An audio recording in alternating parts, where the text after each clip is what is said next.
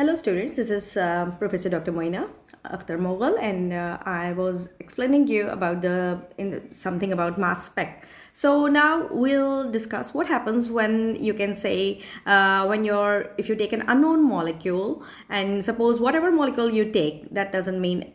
So in a mass spec apparatus, what happens when it goes into the mass spec apparatus? Now there in the mass spec apparatus, there are basically three regions. That is number one, the sampling port.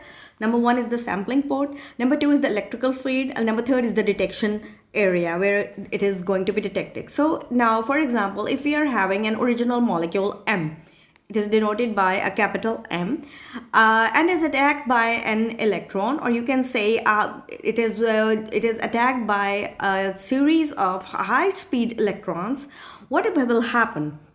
They will simply kick one electron out of the molecule and will be left with one electron only. So that original molecule will become a cation, or you can say a radical cation, right? Or you can say it will become a molecular ion. It is also called a molecular ion or a radical cation or a parent ion. So, and this radical ion or a radical cation is a very, is in a very unstable state. So to get back to its most stable form, it will definitely do something, right? So the molecules, they tend to be in their most stable form by having two electrons together, right?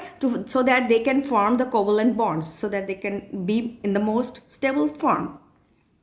So this is what is happening, that basically the idea is that inside this instrumentation technique, what happens that when it goes into the mass analyzer, there is simply a sampling port, and then there is an ionization chamber where and that ionization chamber, the sample that is about to be analyzed will be converted into an ion, because we have an idea coming from physics that only this mass spec instrument, it only detects the ions, right? The ions, and this is the idea behind all this thing, to convert the molecule into its into a radical cation or into a molecular ion. This was the main basic idea, to convert it into an ion so that it can be detectable into that mass spec instrument. So it is just because of that reason.